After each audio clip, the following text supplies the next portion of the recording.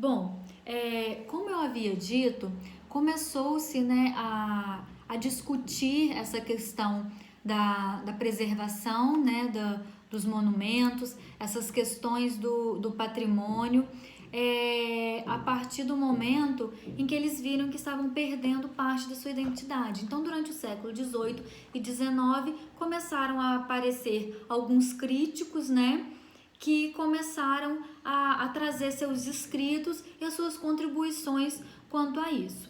Como eu havia dito, na Europa prevaleceu dois pensamentos. Inicialmente na Inglaterra, né, com uma doutrina anti-intervencionista, e na França, o pensamento intervencionista, que foi o que dominou, né, que foi o de Viollet-le-Duc. E agora eu vou falar um pouquinho sobre esses teóricos do restauro. Como vocês podem ver aqui na lousa, eu trouxe os teóricos e um pouquinho do pensamento deles. Depois eu vou deixar os alunos que quiserem copiar, eu também vou postar uma foto, tá, do quadro, e vocês podem ir acompanhando aí. Bom, Viollet-le-Duc, ele foi o principal teórico intervencionista que teve na França. Ele foi o primeiro a pensar sobre, a criticar, né, e demonstrar essa importância de fazer uma intervenção no patrimônio histórico, né, e nos monumentos. Inicialmente, ele se recusou a matricular numa escola formal, ele preferiu aprender arquitetura com alguns profissionais. Então, ele começou a trabalhar com Jean Leclerc, né?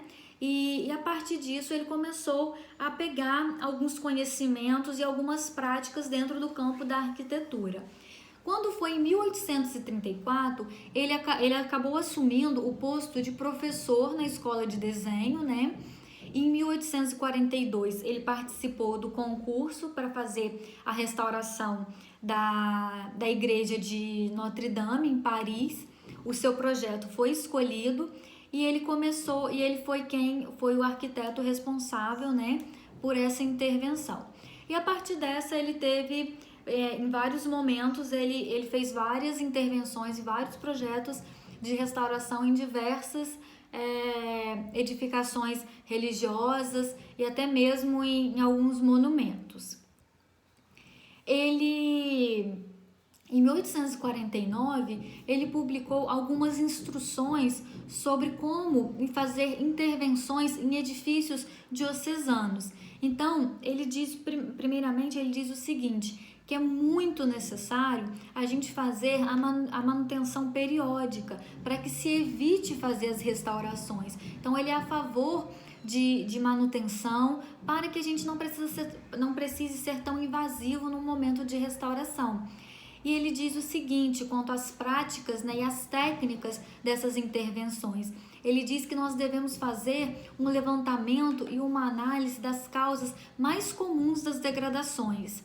Ele diz que a gente tem que fazer também os reajustes, né, que a gente julgar necessário. Ele explica sobre fazer algumas explicações sobre as técnicas medievais dessas edificações e como a gente vai tratar, né, essas intervenções. A partir disso, que ele vai criando suas teorias, ele publica um livro que se chama Dicionário, que ele passa a ser um norteador, né, no momento que a gente for fazer uma intervenção, uma restauração. E ele trata dentro desse livro um pouco sobre as estruturas, a função, a sistêmica, né, dentro de um projeto de restauração. E ele passa a ser um dos principais pensadores. O pensamento dele ele defende uma restauração estilística. Ele diz o seguinte, que a gente deve restaurar um edifício a partir do seu estilo que foi próprio. É um falso, ele é contra trazer um novo estilo dentro daquela edificação. É um falso ar de juventude que a gente lembra lá de Quatermain. Então, ele fala o seguinte, que a gente deve restaurar cada edifício no estilo que lhe foi próprio. E ao restaurar um edifício, a gente deve constatar exatamente a sua idade e compor um relatório de levantamentos gráficos. Volta lá novamente a importância do embasamento teórico, das análises, né, e de fazer essa junção dessas documentação. E ele defende o seguinte, que a gente não deve restaurar apenas a aparência do edifício, mas também a sua função portante da sua estrutura. Ou seja, às vezes a gente faz uma restauração apenas na fachada, mas a gente não faz uma constatação que a estrutura daquela edificação ela pode estar comprometida. Então ele diz o seguinte, que a gente não deve apenas olhar a aparência dessa edificação, mas também a gente deve intervir nessa função estrutural, né, na parte estrutural da edificação e fazer esses levantamentos. E Viollet-le-Duc ele diz o seguinte, o melhor meio de conservar um edifício é encontrar para ele uma destinação. Ele acredita que o desuso acaba levando a edificação a arruinamento. E ele diz que quando a gente dá uma utilização a ele, periodicamente essas edificações, esses monumentos, eles passam a receber uma certa manutenção constante. E essa manutenção constante acaba inibindo, né, que essas construções elas acabam entrando num processo de arruinamento, né? E outro pensamento que ele traz, né, outra coisa que ele defende é o seguinte, que o melhor a fazer é colocar-se no local do arquiteto primitivo e supor aquilo que ele faria, né? Voltar, pensar como o primeiro arquiteto que concebeu a obra, o que ele faria dentro dessa edificação se ele tivesse a oportunidade de estar restaurando essa edificação, esse monumento. Então ele se coloca no lugar, né, desse arquiteto que fez essa construção. Ô Fabiana, eu vou postar sim, tá bom? As aulas que estão sendo gravadas, eu tenho postado sempre no YouTube e no AVA, tá bom? Então vocês podem acompanhar depois por lá, tá joia? Bom,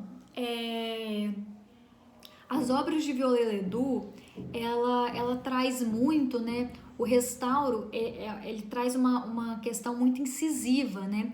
Ele faz um largo uso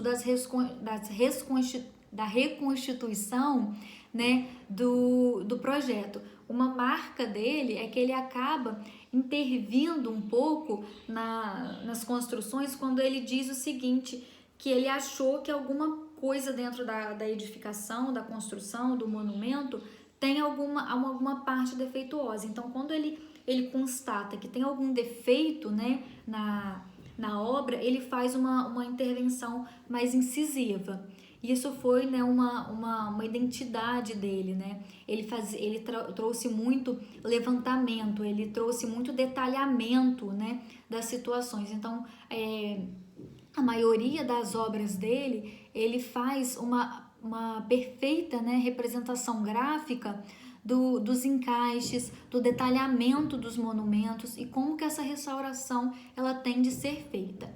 Então, com isso, ele fez inúmeras, né, projetos de restauração. Ele, como eu disse, fez em Notre Dame, teve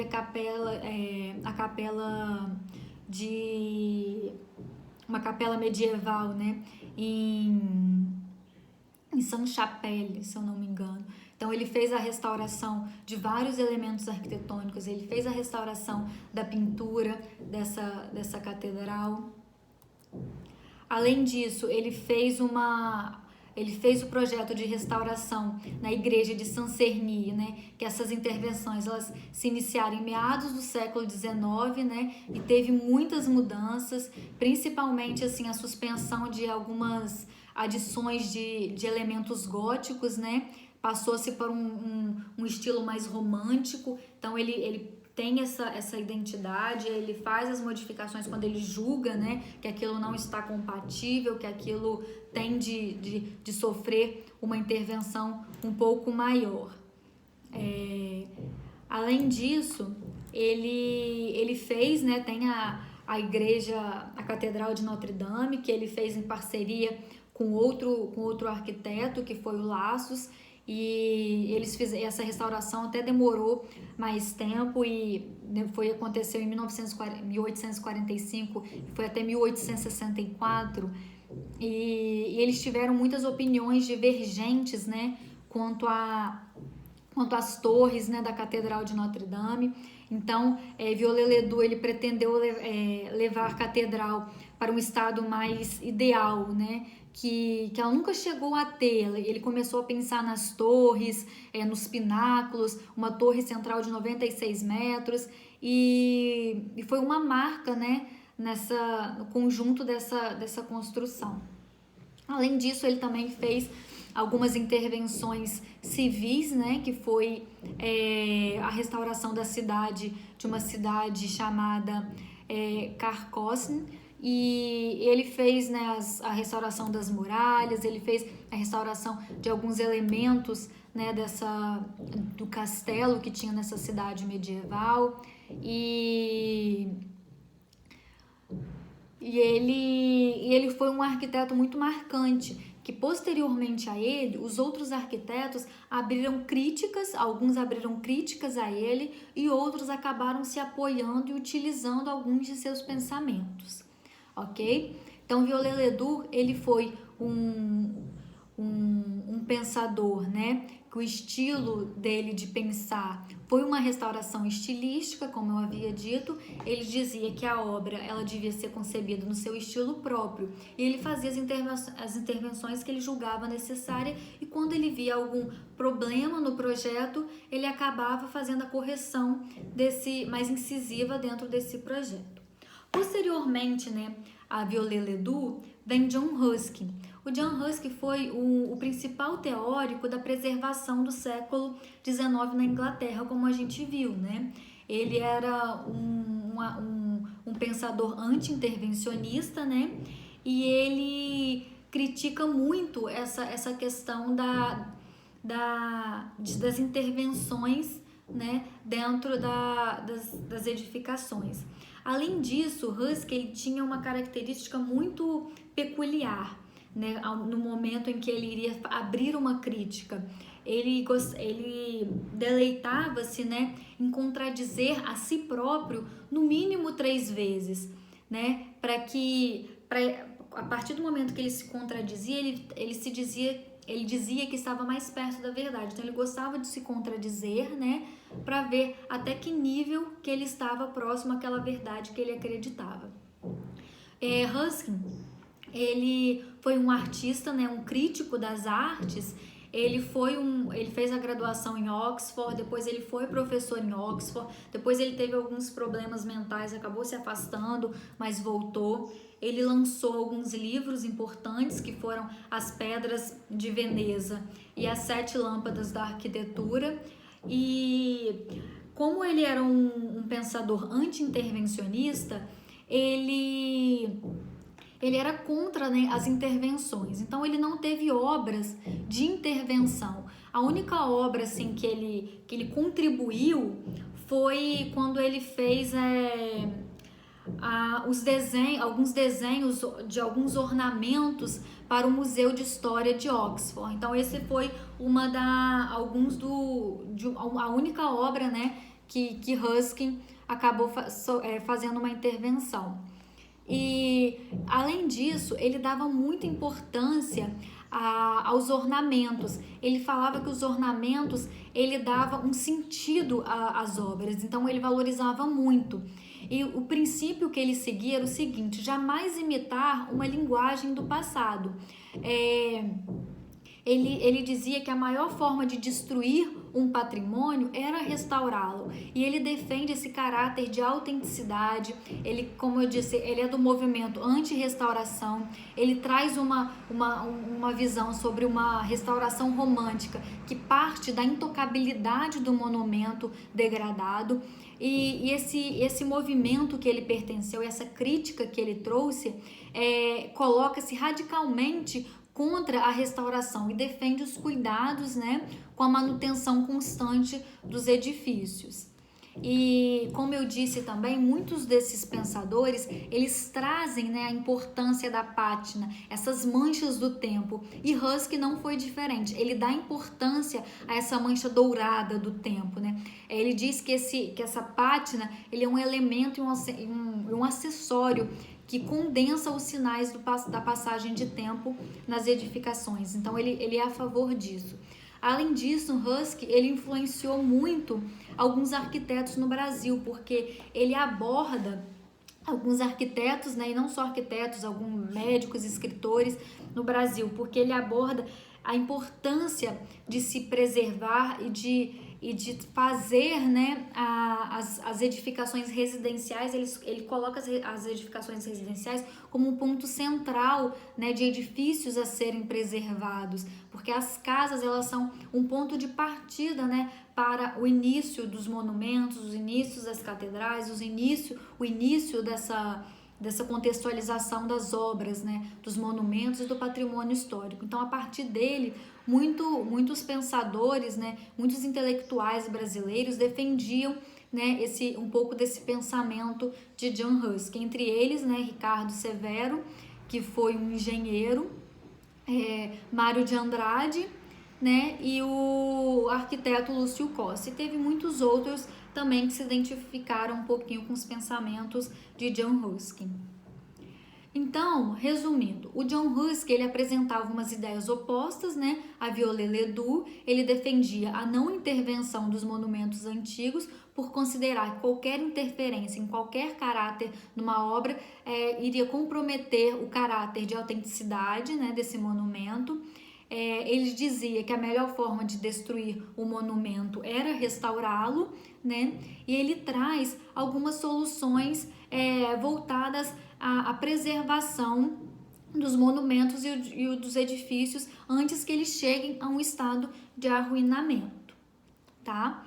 Então a gente já viu Viollet-le-Duc, que era um pensador intervencionista, John Husky, que era anti-intervencionista, né, que dizia que a melhor forma de destruir um monumento era restaurá-lo. E agora a gente vai entrar em Camillo Boito, que foi um pensador italiano, né? Ele foi um arquiteto, um restaurador, um crítico, né, desse momento. E ele é considerado o principal teórico da restauração científica.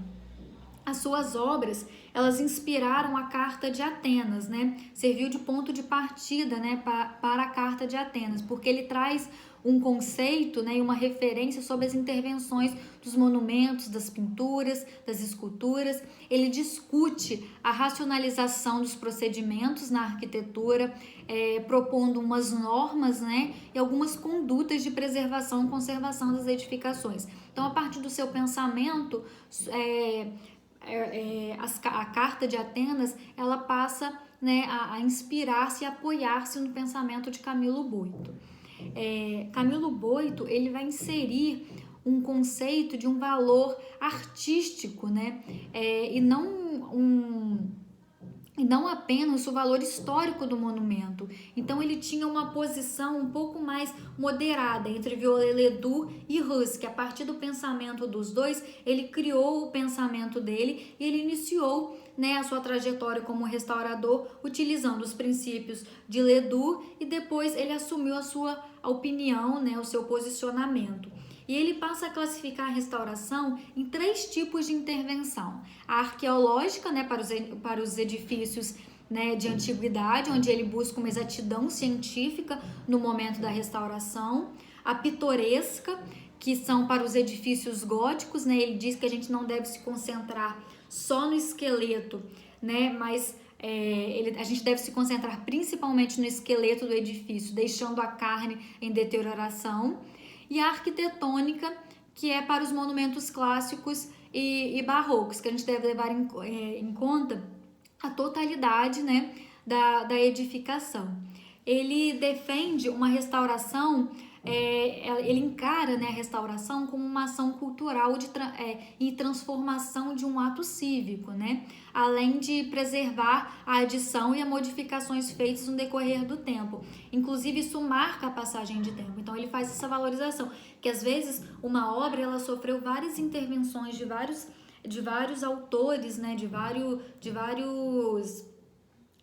profissionais. Então, ele diz que essas modificações ao passar do tempo, isso marca a própria história, né, da edificação e mostra a passagem dos anos dessa edificação. Então, ele traça, né, essa linha do tempo das modificações que as edificações e os monumentos sofreram. Alguém aqui está me chamando.